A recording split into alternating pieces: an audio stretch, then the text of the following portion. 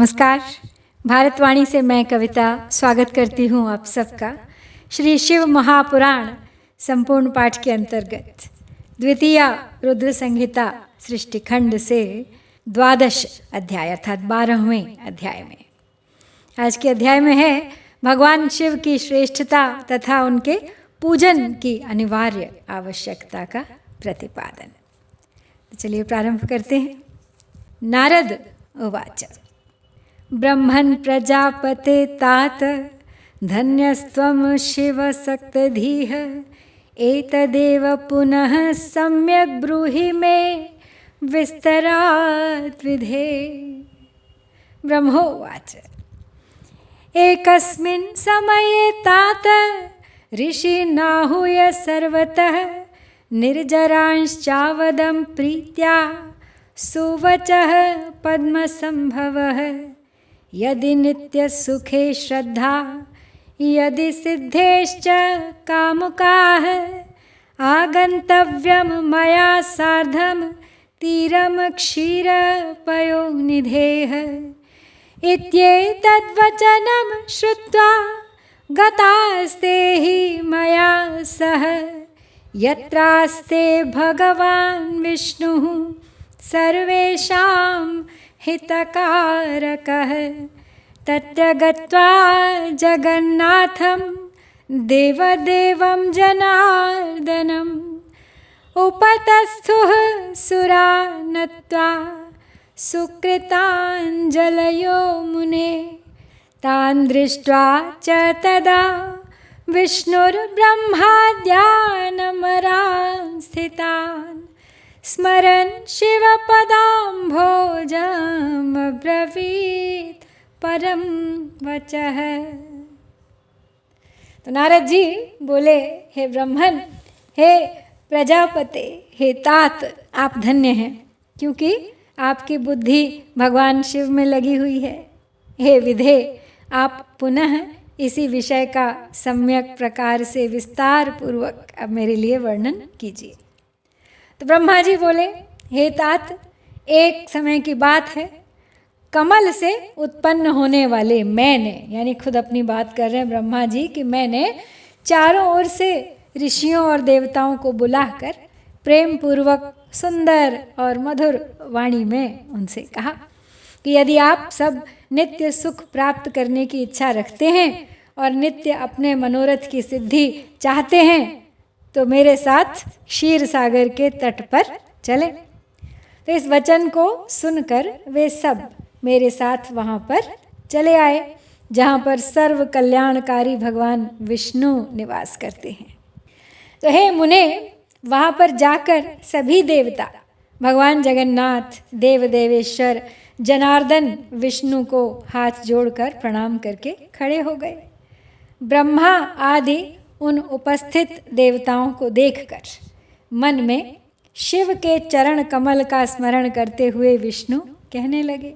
विष्णुरुवाच किमर्थम् आगता यूयं ब्रह्माद्याश्च सुरर्षयः सर्वं वदत तत्प्रीत्या किम कार्यं विद्यते अधुना। ब्रह्मोवाच इति पृष्टास्तदा तेन विष्णुना च मया सुराः पुनः प्रणम्य तं प्रीत्या किम कार्यं विद्यते अधुना विनिवेदयितुं कार्यं ह्यब्रुवन् वचनं शुभं। देवाऊचुः नित्यं सेवा तु कस्यैव कार्या दुःखापहारिणी। इत्येतद्वचनं श्रुत्वा भगवान् भक्तवत्सलः सामरस्य मम प्रीत्या कृपया वाक्यमब्रवीत्। श्री भगवान उवाच ब्रह्मन् शृणु सुरैः सम्यक् श्रुतं च भवता पुरा तथापि कथ्यते तुभ्यं देवेभ्यश्च तथा पुनः दृष्टं च दृश्यते अद्यैव किं पुनः पृच्छयते अधुना ब्रह्मन् देवैः समस्तैश्च बहुधा कार्यतत्परैः सेव्यः सेव्यः सदा देवः शङ्करः सर्वदुःखः ममापि कथितं तेन ब्रह्मणोऽपि विशेषतः प्रस्तुतं चैव दृष्टं वः सर्वं दृष्टान्तमद्भुतं त्याज्यं तदर्चनं नैव कदापि सुखमीप्सुभिः संत्यज्य देवदेवेशं लिङ्गमूर्तिं महेश्वरं तारपुत्रास्तथैवैते नष्टास्ते अपि सबान्धवाः मया च मोहितास्ते वै मायया दूरतः कृताः सर्वे विनष्टाः प्रध्वस्ताः शिवेन रहिता यदा तस्मात् सदा पूजनीयो लिङ्गमूर्तिधरो हरः सेवनीयो विशेषेण श्रद्धया देव सत्तम शर्वलिङ्गार्चना देवदेवा दैत्याश्च सत्तमाः अहं त्वं च तथा ब्रह्मन् कथं तद्विस्मृतं त्वया तल्लिङ्गमर्चये नित्यं येन केनापि हेतुना तस्मात् ब्रह्मन् सुरैः शर्वं सर्वकामफलेप्स्यया साहानस्तन् महाचित्रं सान्धता सा च मोघता यन्मुहूर्तं क्षणं वापि शिवं नैव समर्चयेत्। तो विष्णु जी बोले कि हे ब्रह्मादि देवों और ऋषियों, आप लोग यहाँ किस लिए आए हैं? प्रेम पूर्वक सब कुछ बताइए, इस समय कौन सा कार्य आ पड़ा? तो ब्रह्मा जी ने भगवान विष्णु के द्वारा ऐसा पूछने पे उन्हें प्रणाम किया और उपस्थित उन सभी देवताओं से कहा कि इस समय आप सबके आने का क्या प्रयोजन है, इसका निवेदन अब आप सब कीजिए। तो देवता बोले, हे विष्णु, किसकी सेवा है जो सभी दुखों को दूर करने वाली है, जिसको कि हमें नित्य करना चाहिए, बताइए। तो देवताओं का ये वचन सुन के भक्तवत्सल भगवान विष्णु देवताओं सहित मेरी प्रसन्नता के लिए कृपा पूर्वक अब बताने लगे। तो श्री भगवान बोले कि हे ब्रह्मन, देवों के साथ आपने पहले भी इस विषय में सुना है, किंतु आज पुनः आपको और देवताओं को मैं बता रहा हूँ। हे ब्रह्मन, अपने अपने कार्यों में संलग्न समस्त देवों के साथ आपने जो देखा है और इस समय जो देख रहे हैं, उसके विषय में आप बार बार क्यों पूछते हैं? सभी दुखों को दूर करने वाले शंकर जी की ही सदा सेवा करनी चाहिए। यह बात स्वयं ही उन्होंने विशेषकर मुझसे और ब्रह्मा से भी कही थी। इस अद्भुत दृष्टांत को आप सब लोगों ने भी देखा है, अतः सुख चाहने वाले लोगों को कभी भी उनका पूजन छोड़ना नहीं चाहिए। देव देवेश्वर भगवान शंकर के लिंग मूर्ति रूप महेश्वर का त्याग करके अपने बंधु बांधवों सहित तार पुत्र नष्ट हो गए। शिव की आराधना का परित्याग करने के कारण वे सब मेरे द्वारा माया से मोहित कर दिए गए, और जब वे शिव की भक्ति से वंचित हो गए तब वे सब नष्ट और ध्वस्त हो गए। अतः हे देव सत्तम, लिंग मूर्ति धारण करने वाले भगवान शंकर की विशेष श्रद्धा के साथ सदैव पूजा और सेवा करनी चाहिए।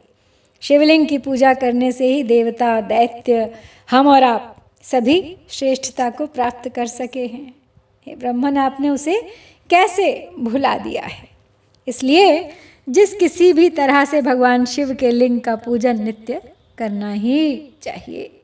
तो हे ब्रह्मन, सभी मनोकामनाओं की पूर्ति के लिए देवताओं को भी भगवान शिव की पूजा करनी चाहिए। वही मनुष्य जीवन की सबसे बड़ी हानि है और वही उनके चरित्र का सबसे बड़ा छिद्र है, और वही उसकी अंधता और महा मूर्खता है जिस मुहूर्त अथवा क्षण में मनुष्य शिव का पूजन नहीं करता है।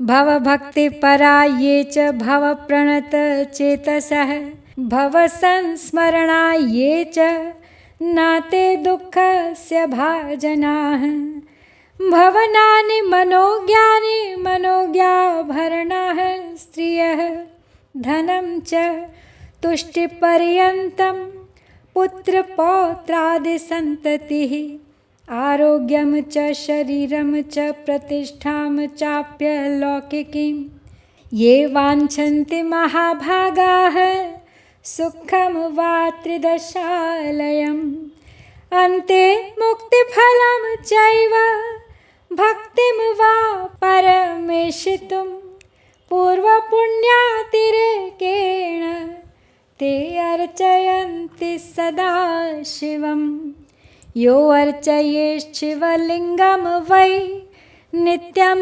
भक्तिपरायणः तस्य वै सफला सिद्धिर्न स पापैः प्रयुज्यते। ब्रह्मोवाच इत्युक्ताश्च तदा देवाः प्रणिपत्य हरिं स्वयं लिङ्गानि प्रार्थयामासुः सर्वकामाप्तये नृणां तच्छ्रुत्वा च तदा विष्णुर्विश्वकर्माणमब्रवीत् अहं च मुनिशार्दूल जीवोद्धारपरायणः विश्वकर्मण्यथा शम्भोः कल्पयित्वा शुभानि च लिङ्गानि सर्वदेवेभ्यो देयानि वचनान् मम लिङ्गानि कल्पयित्वैवम् अधिकारानुरूपतः विश्वकर्मा ददौ तेभ्यो नियुगान् मम वा हरे। आगे कहते हैं भगवान कि जो शिव भक्ति परायण हैं, जो शिव में अनुरक्त चित्त वाले हैं और जो शिव का स्मरण करते हैं, वे दुख के पात्र नहीं होते। जो महाभाग मन को अच्छे लगने वाले सुंदर सुंदर भवन, सुंदर आभूषणों से युक्त स्त्रियां, इच्छानुकूल धन, पुत्र पौत्रादि संतति, निरोग शरीर, अलौकिक प्रतिष्ठा, स्वर्गलोक का सुख, अंतकाल में मुक्ति लाभ तथा परमेश्वर की भक्ति चाहते हैं, वे पूर्व जन्म कृत पुण्याधिक्य के कारण सदाशिव की अर्चना स्वतः किया करते हैं। जो भक्तिपरायण मनुष्य शिवलिंग की नित्य पूजा करता है, उसी की सिद्धि सफल होती है और वह पापों से लिप्त नहीं होता है। तो ब्रह्मा जी बोले, श्री भगवान विष्णु ने जब देवताओं से ऐसा कहा, तब उन्होंने साक्षात हरि को प्रणाम करके मनुष्यों की समस्त कामनाओं की प्राप्ति के लिए उनसे शिवलिंग देने की प्रार्थना की। अब उसको सुनकर भगवान विष्णु ने विश्वकर्मा से कहा, हे मुनिश्रेष्ठ, मैं तो जीवों का उद्धार करने में तत्पर हूँ। तो हे विश्वकर्मन, मेरी आज्ञा से आप भगवान शिव के कल्याणकारी लिंगों का निर्माण करके उन्हें सभी देवताओं को प्रदान कीजिए। तब फिर विश्वकर्मा ने अधिकार के अनुसार शिवलिंगों का निर्माण करके मेरी और विष्णु की आज्ञा से उन सभी शिवलिंगों को, उन देवताओं को प्रदान किया।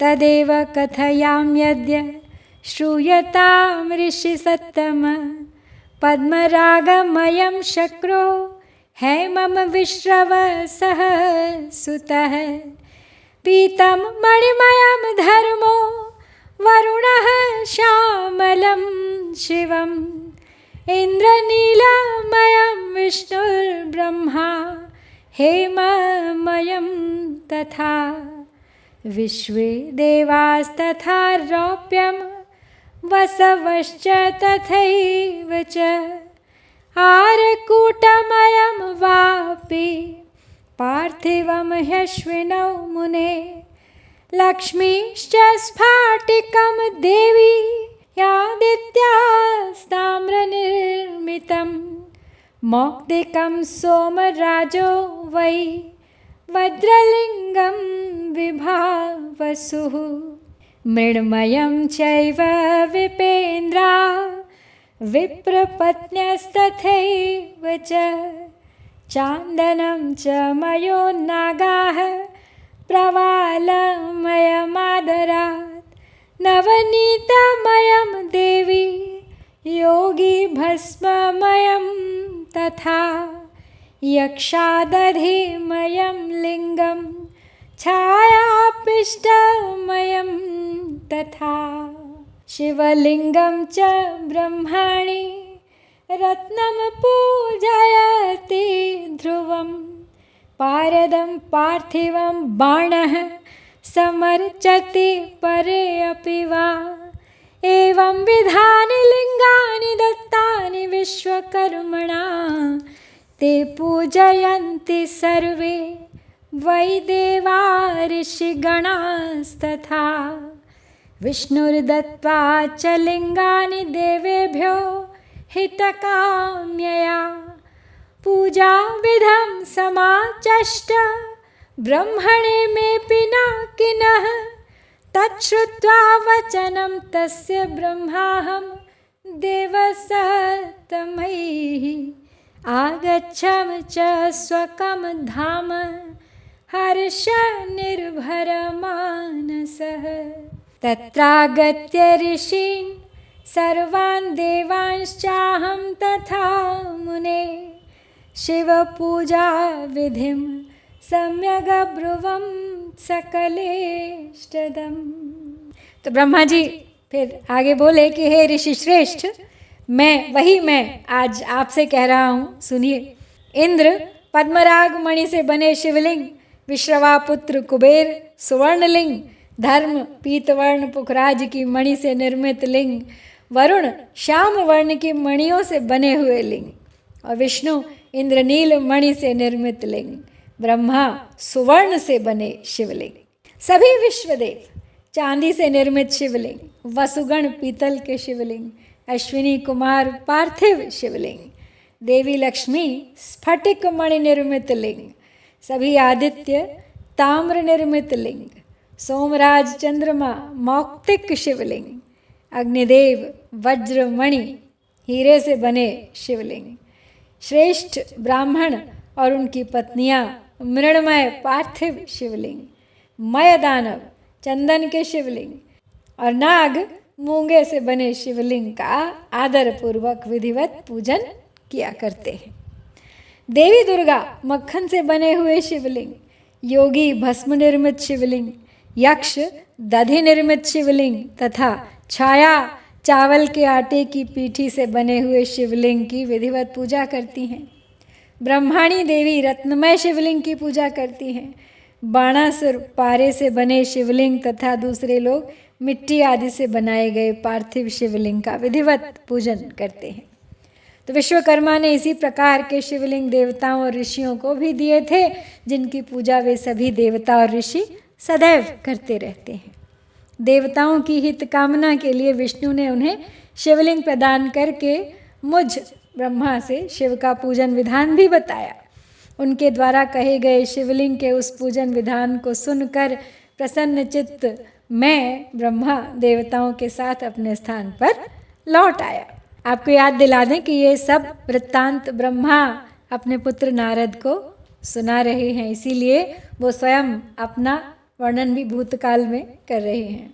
कहते हैं कि हे मुने, वहाँ आकर के मैंने सभी देवों और ऋषियों को संपूर्ण अभीष्ट की सिद्धि करने वाले शिवलिंग के पूजन विधान को सम्यक रूप से बताया। श्रूयताम ऋषयः सर्वे सामराः प्रेम तत्पराः शिव पूजा विधिं प्रीत्या कथये भुक्ति मुक्तिदम् मानुषम जन्म संप्राप्य दुर्लभम सर्वजंतुषु तत्रापि सत्कुले देवा दुष्प्राप्यम च मुनीश्वराः अव्यंगम चैव विप्रेषु साचारेषु सुपुण्यतः शिव संतोष हेतोश्च कर्म सोक्तम समाचरेत्। यद्यज्जाति समुद्दिष्टं तत्तत् कर्म न लङ्घयेत्। यावद्दानस्य सम्पत्तिस्तावत् कर्म समावहेत्।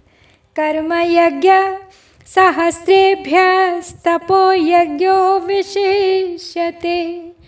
तपो यज्ञ सहस्रेभ्यो जपयज्ञो विशिष्यते। ध्यान यज्ञात् परं नास्ति। ध्यानं ज्ञानस्य साधनं। यतः समरसं स्वेष्टं योगी ध्यानेन पश्यति। ध्यानयज्ञरतस्यास्य सदा सन्निहितः शिवः। नास्ति विज्ञानिनां किञ्चित् प्रायश्चित्तादिशो धनं। विशुद्धा विद्यया ये च ब्रह्मन् ब्रह्मविदो जनाः। नास्ति क्रिया च तेषां वै सुखं दुःखं विचारतः। धर्माधर्मौ जपो होमो ध्यानं ध्यानविधिस्तथा। सर्वदा निर्विकारस्ते विद्यया च तयामराः। परानन्दकरं लिङ्गं विशुद्धं शिवमक्षरं। निष्कलं सर्वगम ज्ञेयं योगिनां हृदि संस्थितम्। तो ब्रह्मा जी आगे बोले, ये सभी देवताओं और ऋषियों सुनिए, मैं प्रसन्नता पूर्वक आप सब से शिव पूजन की उस विधि का वर्णन करने जा रहा हूँ जो भोग और मोक्ष को देने वाली है। हे देवो, हे मुनीश्वरों, सभी जीव जंतुओं में मनुष्य का जन्म प्राप्त करना दुर्लभ है। उसमें भी उत्तम कुल में जन्म लेना तो अत्यंत दुर्लभ है। उत्तम कुल में भी सदाचारी ब्राह्मण के यहाँ जन्म लेना अच्छे पुण्यों से ही संभव है। अतः भगवान सदाशिव की प्रसन्नता के लिए सदैव स्ववर्णाश्रम विहित कर्म करते रहना चाहिए। जिस जाति के लिए जो जो सत्कर्म बताया गया है उस कर्म का उल्लंघन नहीं करना चाहिए। जितनी संपत्ति हो उसके अनुसार दान कर्म करना चाहिए। कर्ममय सहस्रों यज्ञों की अपेक्षा तप यज्ञ श्रेष्ठ है। सहस्रों तप यज्ञों की अपेक्षा जप यज्ञ का महत्व अधिक है। ध्यान यज्ञ से बढ़कर तो कोई वस्तु है ही नहीं। ध्यान ज्ञान का साधन है, क्योंकि योगी ध्यान के द्वारा अपने इष्ट देव एक रस सदा शिव का साक्षात्कार करता है। भगवान सदाशिव सदैव ध्यान यज्ञ में तत्पर रहने वाले उपासक के सानिध्य में रहते हैं। जो विज्ञान से संपन्न है उनकी शुद्धि के लिए किसी प्रायश्चित आदि की आवश्यकता नहीं है। हे ब्राह्मण, जो ब्रह्मविद विशुद्ध ब्रह्म विद्या के द्वारा ब्रह्म साक्षात्कार कर लेते हैं, उन्हें क्रिया, सुख दुख, धर्म अधर्म, जप, होम, ध्यान और ध्यान विधि को जानने तथा करने की आवश्यकता नहीं है। वे इस विद्या से सदा निर्विकार रहते हैं और अंत में अमर हो जाते हैं। इस शिवलिंग को परमानंद देने वाला विशुद्ध कल्याण स्वरूप अविनाशी, निष्कल, सर्वव्यापक तथा योगियों के हृदय में अवस्थित रहने वाला जानना चाहिए। लिंगम तु द्विविधम प्रोक्तम बाह्यम आभ्यंतरम द्विजाः। बाह्यम स्थूलम समुद्दिष्टम सूक्ष्ममाभ्यंतरम मतम। कर्म यज्ञरता ये च स्थूललिंगार्चने रताः। असताम भावनार्थाय सूक्ष्मेण स्थूल विग्रहाः। आध्यात्मिकं तु यल्लिंगं प्रत्यक्षं यस्य नो भवेत् स तल्लिंगे तथा स्थूले कल्पयेच्च न चान्यथा। ज्ञानिना सूक्ष्मममलं भावात् प्रत्यक्षमव्ययम्। यथा स्थूलमयुक्तानाम् उत्कृष्टादौ प्रकल्पितम्। अहो विचारस्तो नास्ति ह्यन्यतत्त्वार्थवादिनः निष्फलं सकलं चित्ते सर्वं शिवमयं जगत्। एवं ज्ञानविमुक्तानां नास्ति दोषविकल्पना, विधिश्चैव तथा नास्ति विहिता विहिते तथा। यथा जलेषु कमलं सलिलैर्नावलिप्यते, तथा ज्ञानी गृहे तिष्ठन् कर्मणा नावबध्यते।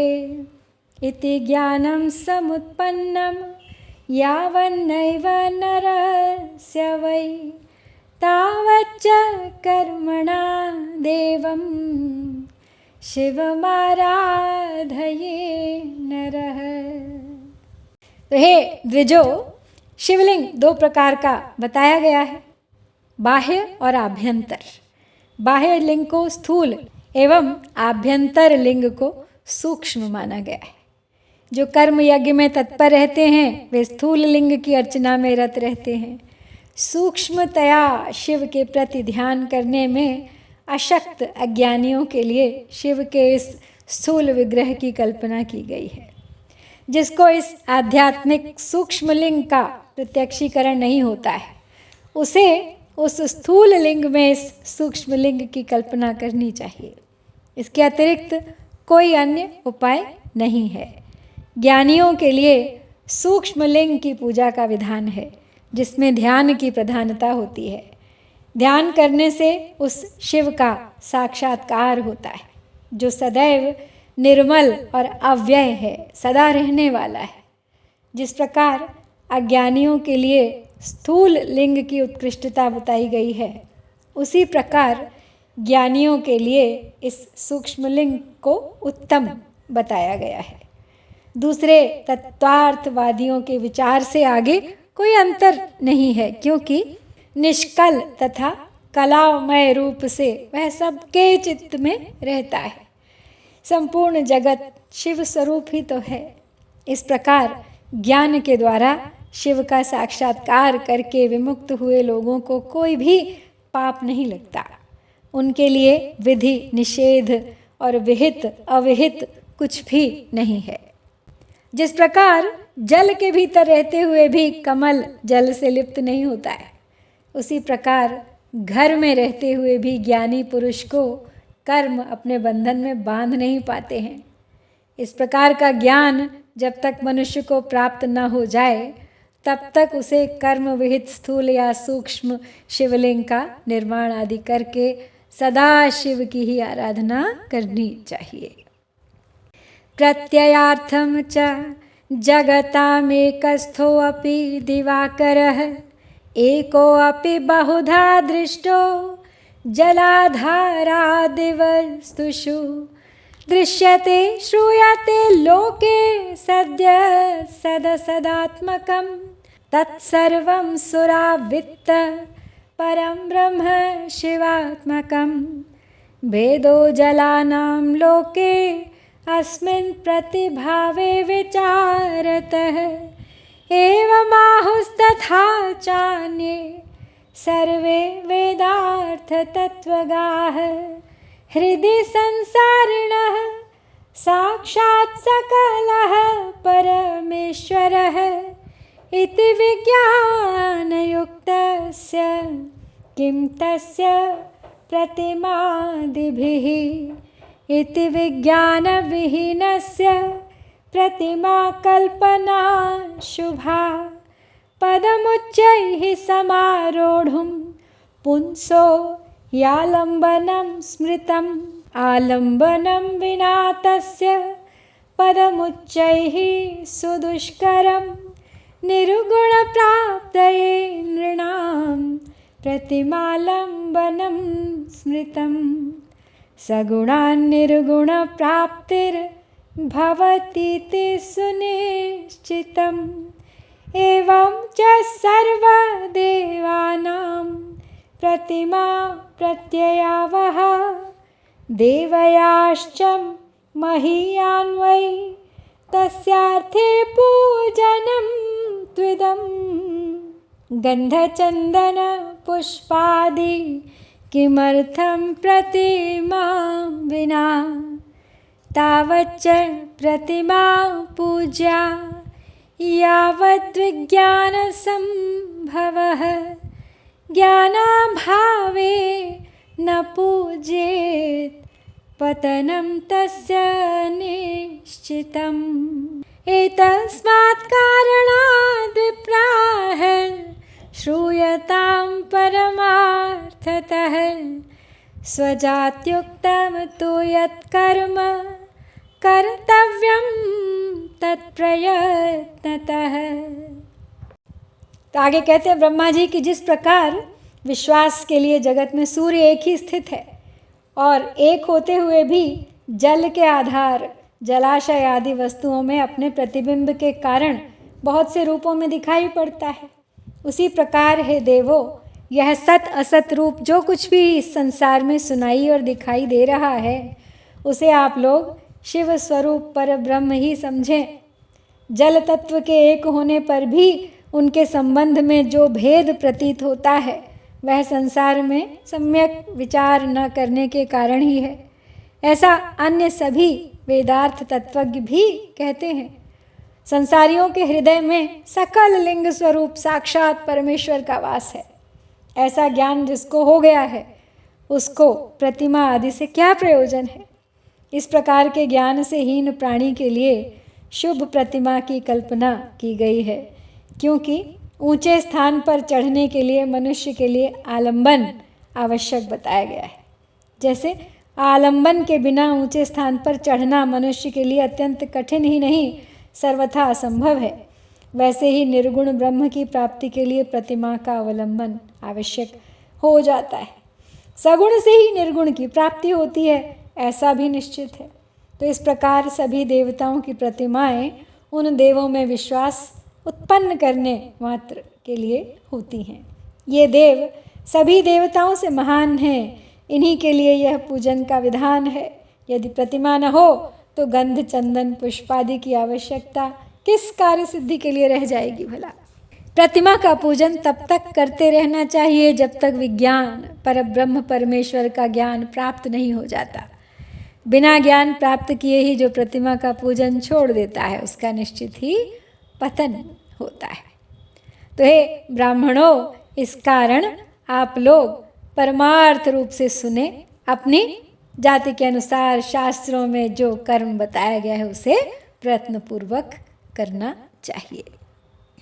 यत्र यत्र यथा भक्तिः कर्तव्यं पूजनादिकं विना पूजन दानादि पातकं न च दूरतः यावच्च पातकं देहे तावत् सिद्धिर्न जायते गते च पातके तस्य सर्वं च सफलं भवेत् यथा च मलिने वस्त्रे रङ्गः शुभतरो नहि क्षालने हि कृते शुद्धे सर्वो रङ्गः प्रसज्जते तथा च निर्मले देहे देवानां सम्यगर्चया ज्ञानरङ्गः प्रजायेत तदा विज्ञानसम्भवः विज्ञानस्य च सन्मूलं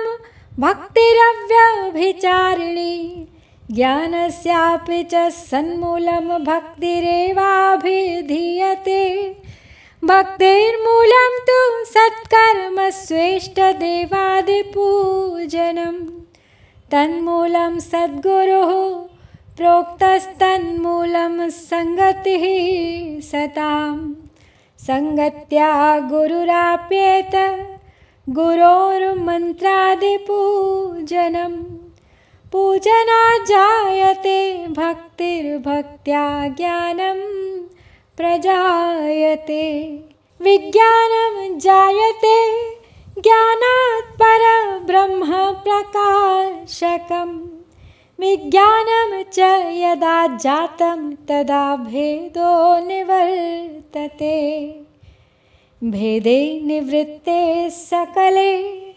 द्वन्द्वदुःखविहीनता द्वन्द्वदुःखविहीनता विहीनस्तु शिवरूपो भवस्यसौ द्वन्द्वा प्राप्तौ न जायेता सुख दुःखे विजानतः विहिता विहिते तस्य न स्यातां च सुरर्षयः।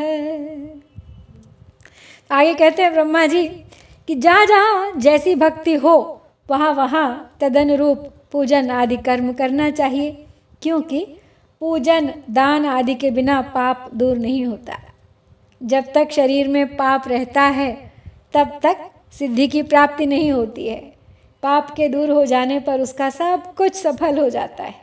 जिस प्रकार मलिन वस्त्र में रंग बहुत सुंदर नहीं चढ़ता, किंतु उसे भली प्रकार से धोकर स्वच्छ कर लेने पर पूरा रंग अच्छी तरह से चढ़ता है, उसी प्रकार देवताओं की विधिवत पूजा करने से जब निर्मल शरीर में ज्ञान रूपी रंग चढ़ता है तब जाकर उस ब्रह्म विज्ञान का प्रादुर्भाव होता है। विज्ञान का मूल अनन्य भक्ति है और ज्ञान का मूल भी भक्ति ही कही जाती है। भक्ति का मूल सत्कर्म और अपने इष्ट देव आदि का पूजन है और उसका मूल सद्गुरु कहे गए हैं, और उन सद्गुरु का मूल सत्संगति है। सत्संगति से सद्गुरु को प्राप्त करना चाहिए। सद्गुरु से प्राप्त मंत्र से देव पूजन आदि सत्कर्म करने चाहिए, क्योंकि देव पूजन से भक्ति उत्पन्न होती है और उस भक्ति से ज्ञान का प्रादुर्भाव होता है। ज्ञान से परब्रह्म के प्रकाशक विज्ञान का उदय होता है, और जब विज्ञान का उदय हो जाता है तब भेद बुद्धि अपने आप ही नष्ट हो जाती है। समस्त भेदों के नष्ट हो जाने पर द्वंद्व दुख भी नष्ट हो जाते हैं, और द्वंद्व दुख से रहित हो जाने पर वह साधक शिव स्वरूप हो जाता है। तो हे देवर्षियों, द्वंद्व के नष्ट हो जाने पर ज्ञानी को सुख दुख की अनुभूति नहीं होती, और विहित अविहित का प्रपंच भी उसके लिए बिल्कुल लोप हो जाता है, रह ही नहीं जाता।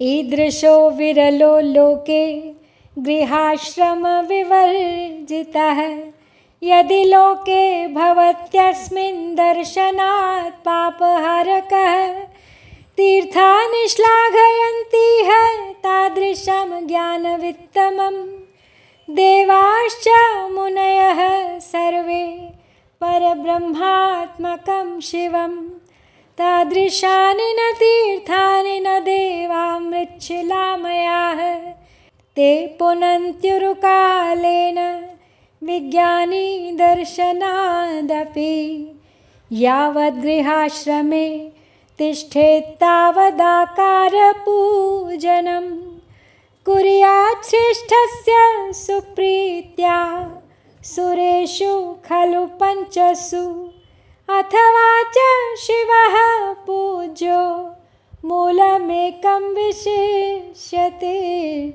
मूले सिक्ते तथा शाखाः तृप्ताः सन्त्यखिलाः सुराः शाखासु च सुतृप्तासु मूलं तृप्तं न कर्हिचित् एवं सर्वेषु तृप्तेषु सुरेषु मुनिः सत्तमाः सर्वथा शिवतृप्तिर्नो विज्ञेया सूक्ष्मबुद्धिभिः शिवे च पूजिते देवाः पूजिताः सर्व एव हि तस्माच्च पूजयेत् देवं शङ्करं लोकशङ्करम् सर्वकामफलावाप्त्यै सर्वभूतहिते रतः। आगे कहते हैं, ब्रह्मा जी के संसार में ऐसा गृहस्थाश्रम रहित प्राणी विरला ही होता है। यदि लोक में कोई हो तो उसके दर्शन मात्र से ही पाप नष्ट हो जाते हैं। सभी तीर्थ देवता और मुनि भी उस प्रकार के परब्रह्ममय शिव स्वरूप परम ज्ञानी की प्रशंसा करते रहते हैं। वैसे ना तो तीर्थ हैं, न मिट्टी और पत्थर से बने देवता ही हैं, वे तो बहुत समय के बाद पवित्र करते हैं, किंतु विज्ञानी दर्शन मात्र से पवित्र कर देता है। जब तक मनुष्य गृहस्थाश्रम में रहे तब तक प्रेम पूर्वक उसे 5 देवताओं गणेश, सूर्य, विष्णु, शिव तथा देवी इनकी और उनमें भी सर्वश्रेष्ठ भगवान सदाशिव की प्रतिमा का पूजन करना चाहिए, अथवा मात्र सदाशिव की ही पूजा करनी चाहिए। एकमात्र वे ही सबके मूल कहे गए हैं। तो हे देवों, जैसे मूल यानी जड़ के सींचे जाने पर सभी शाखाएं स्वतः तृप्त हो जाती हैं, वैसे ही सर्वदेवमय सदाशिव के ही पूजन से सभी देवताओं का पूजन हो जाता है और वे प्रसन्न हो जाते हैं। जैसे वृक्ष की शाखाओं के तृप्त होने पर अर्थात उन्हें सींचने पर कभी भी मूल की तृप्ति नहीं होती, वैसे ही है मुनिश्रेष्ठों, सभी देवताओं के तृप्त होने पर शिव की भी तृप्ति नहीं होती है। ऐसा सूक्ष्म बुद्धि वाले लोगों को जानना चाहिए। शिव के पूजित हो जाने पर सभी देवताओं का पूजन स्वतः ही हो जाता है।